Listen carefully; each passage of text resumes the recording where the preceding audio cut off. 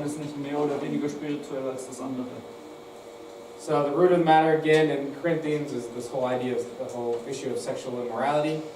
Also zurück zur Wurzel der sexuellen Unmoral in Korinther. So again, some advice that you yourselves or somebody is if you come from a past you don't think you can exert self-control for a lifetime in this area. Und wenn du da und der Hintergrund auch eben, wenn du Probleme im sexuellen Bereich hattest von deiner Lebensgeschichte und du glaubst, dass du da dem Ganzen nicht entfliehen kannst, get married and have a great sex life. Heirate und hab ein großartiges Sexleben. So that you don't fall back into sexual immorality. Dass du da nicht zurück reinfällst. Okay, there you go. Da haben wir's. Any questions? Because I know it's a sticky issue, so yes, we can talk about it. Oh, wait, maybe it's off topic. So, Okay. In this chapter, I feel like there's a really healthy way of viewing women's sexuality. Mm-hmm. Or it's not just, oh, you should please your husband, whatever, and then like it is now, or at least it sounds like that's what it is nowadays. Mm-hmm. So, do we have any clues where this changed, or in the history of the church? And also, because now looking at church in general, like sex is not talked about a lot. Yeah. I think things have been misconstrued. And it kind of goes in other places of being the whole submissive thing. But in all the cases, Paul's showing everybody being submissive to something. And actually in the case of sexuality is wives be submissive to your husbands, but also husbands be submissive to your wives. And I think in this case, the root is don't let sexual immorality get into you.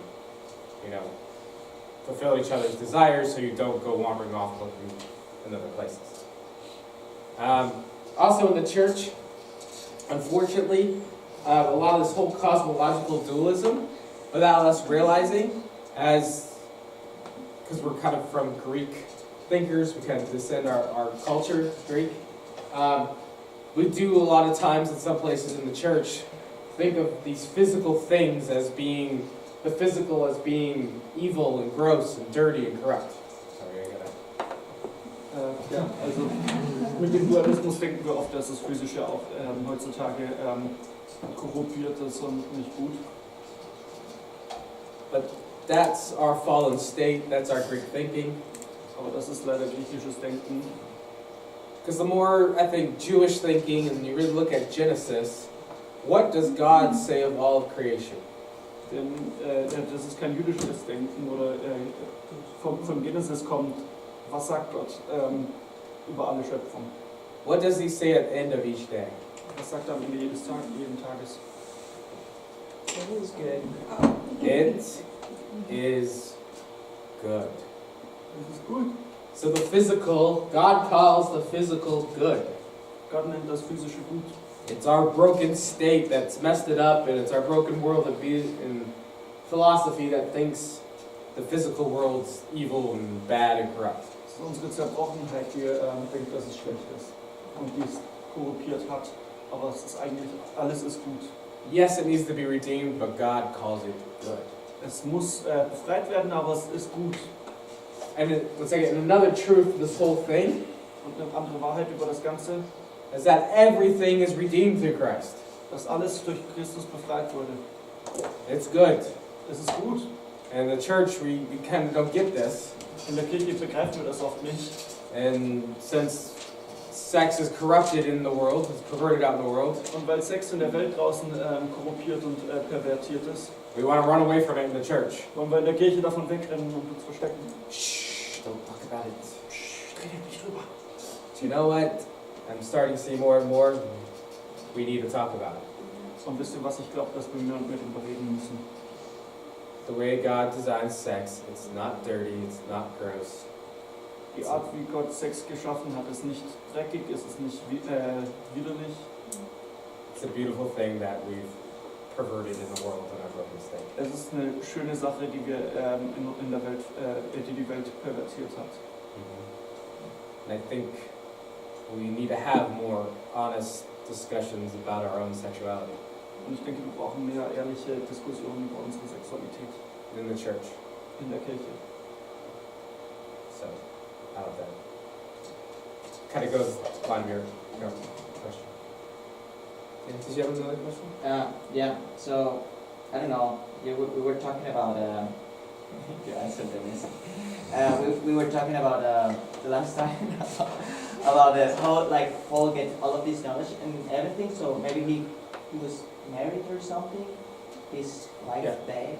Yeah. We don't know if he ever was married. Yeah. We know at this point Yeah. he was single, or at least implies he's single. Was he married before? A lot of Jewish tradition, there's some likelihood.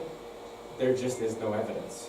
So there could have been a wife that maybe she was a Jew and kicked him out once he became a Christian.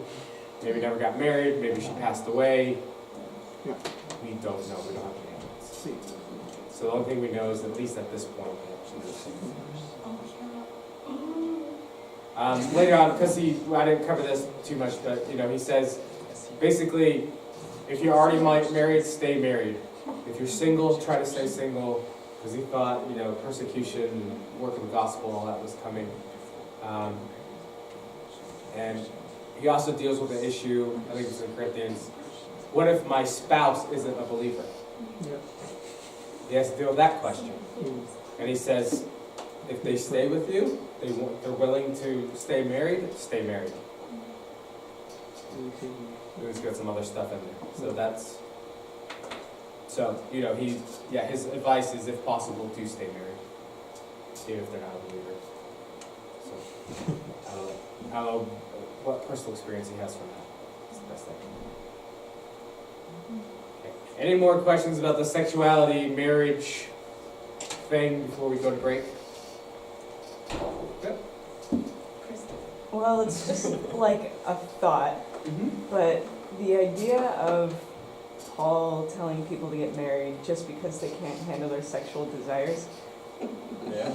Like, if someone were to marry me just because they couldn't control themselves, I would feel very used. I just don't. I don't know. I don't like, that's hurtful. Yeah. So It does sound weird. I understand. Again, I would say the answer to that is realize their culture. Remember, it's his advice for them. Yeah. And also, it was not just men; it was also for women. Yeah. Sorry. And so, That's true. step back a little bit. This is very sexualized culture. They're all running around doing everything they can imagine. Okay. And also culture where we're nowadays thinking marriage very much as a thing you do out of love, but that is a thing that has developed from the romantic movement is like end of medieval times, has started to develop, and nowadays we're all like, oh, we have to marry out of love, but that is a foreign concept for the most of human history. You marry out of necessity, and love is something that comes into it, if you're lucky. That's actually more Asian and Eastern culture. What you said the second. Even specifically the Korean and Asia Minor, all that culture still like a mutual matched marriage, arranged marriage. So yeah. Yes, it's true. So I mean, there's you love after your wedding. Also, why in fairy tales they usually just get married because they find each other attractive. The what? In fairy tales, the prince finds a bride, he thinks she's pretty, so they get married. Or she's happy with him because he's pretty, so they get married. There is not much love behind it. There's not much getting to know them behind it. It's just... Sounds right. yeah, I mean, the saying goes, people have married for less, or killed for less. So, So again, lots of arranged marriages, your kings, back your kings, they had all these wives. It was part of foreign diplomacy. Imagine being a daughter of a king and be like, we're going to marry you off so we have peace for this other country. And you're going to have, your husband's going to have 20 other wives. Sometimes it's business, you know, aristocracy back in the days, it was, again, family alliances. It was necessity, you know. There was polygamy in the Middle East back in the ancient days because it was more of women need to be looked after, and so if there was more women than men, and a man was rich, he had multiple wives because he could take care of them, they could have children to help with all the flocks, etc., etc. So again, this whole love concept is fairly modern for us, and I think modern ways and technology also helps, where a woman is more liberated. You know, she can have a career, she can have her own house, she can, you know, there's medical care, there's social programs for fun, you know, all that stuff. So it's not so much necessity. So, but again, for Crystal's thing, marry for lust, basically, it's pretty shallow. But again, remember the context the Corinthians are in. And I would also say that Paul does not necessarily point out marry for lust, but it's like you are considering whether you generally are looking for a spouse or you're generally not looking for a spouse. And if you have sexual struggles, then definitely look for a spouse. That doesn't mean that you should marry whoever is available, any person that's available. Yeah. First person that comes across, just propose. No. You should still look for a suitable partner. But I don't know. I hear from married people that even they are getting married, it's not like that. If you get a spouse or something like that, you will finish with your struggles or something like that. Yeah. But well. Again, Paul's personal advice for a certain time, a certain place, a certain culture. Yeah, that's fine. And so we're just trying to extract some truth, some wisdom out of it. So, anyways, it's a break time now. So.